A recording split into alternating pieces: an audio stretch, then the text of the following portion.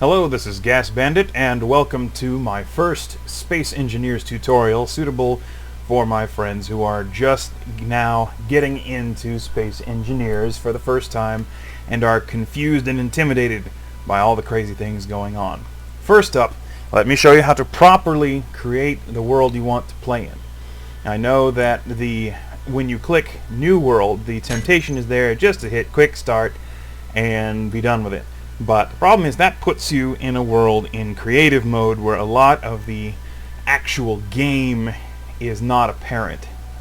I'm not a big proponent of creative mode other than for trying stuff out to see what works.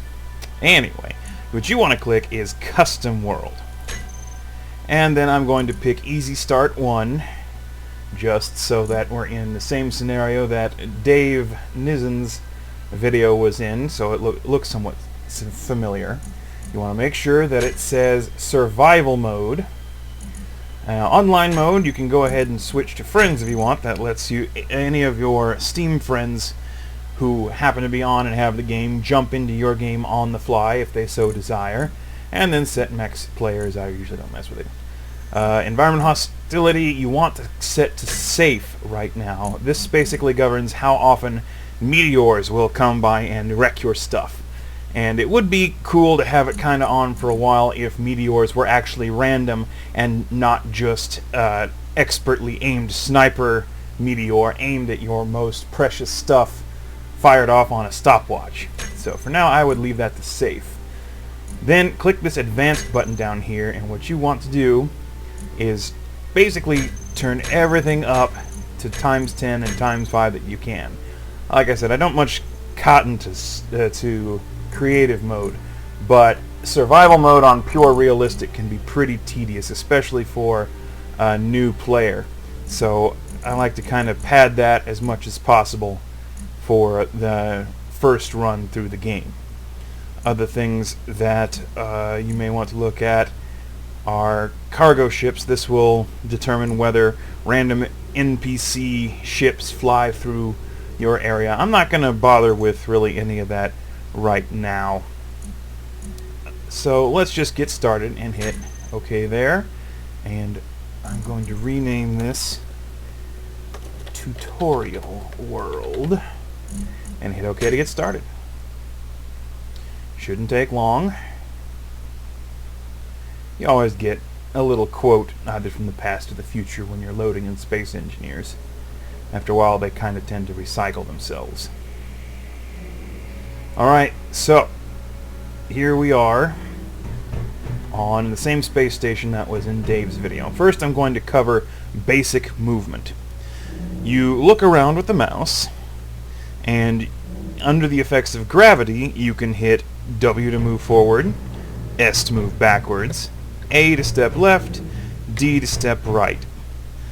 Now you have another way of getting around even if there's gravity present, and that's your jetpack. So turn on your jetpack, press X. Your jetpack is now on, and you can move up by hitting space and down by hitting C. Now an important part of moving around in any vehicle based on jets like Jetpack or any of the ships that you may run into is the Inertial Dampener, which is toggled on and off with Z. Inertial Dampeners off means that you get a more spacey, glidey thrust this way and continue to drift until you do something about it. But with Inertial Dampeners on, your suit or your ship will try to compensate when you are no longer touching the controls and bring you to a stop as quickly as possible. And this is the best way to bring yourself to a stop quickly, is to use your Inertial Dampeners, because they actually have more access to jet powers on your ship or your suit than you have manual control. So for example, if I want to stop, if I'm zooming at this asteroid and then I start hitting backwards, you'll notice it stops pretty peppy. But if instead of doing that I zoom forward and then let go of it, I stop faster. This is especially true in ships, because the jets will respond to keep you still much faster using the Inertial Dampener. You can also hit the V key to switch between first and third person view. which is more useful in ships, but if you want to get a look at yourself and what you're doing, then you can hit V.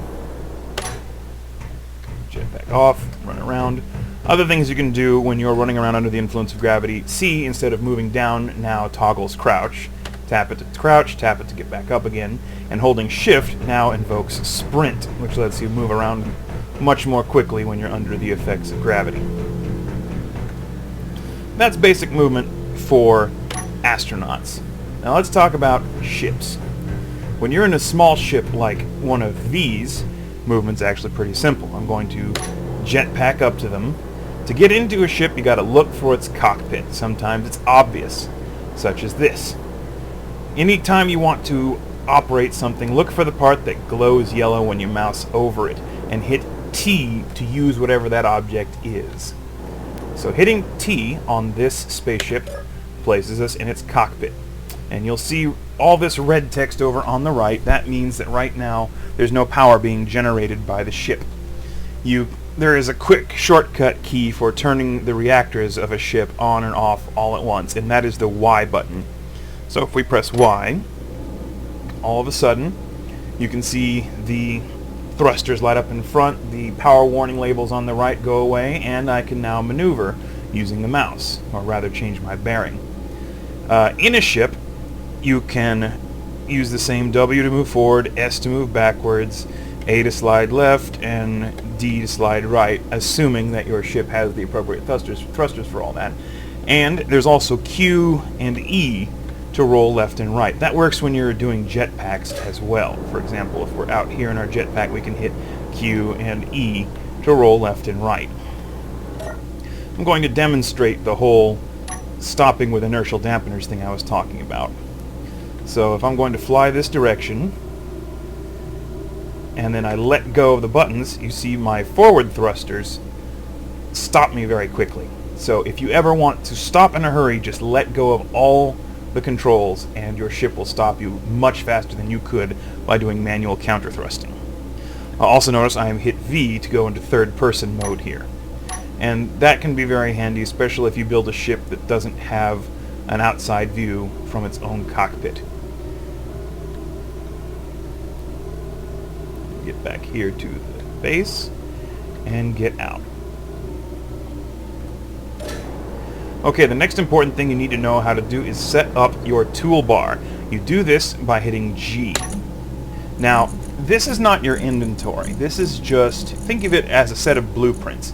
The tools and weapons that you have on you do appear up here on the top, and you can clear a spot on the toolbar by right-clicking, and you can add something to the toolbar either by right-clicking it or by dragging it. The welder is for building up blocks that you have placed, the grinder is for grinding down blocks you have placed, and the hand drill is for breaking off chunks of ore to pick up and take in for refining.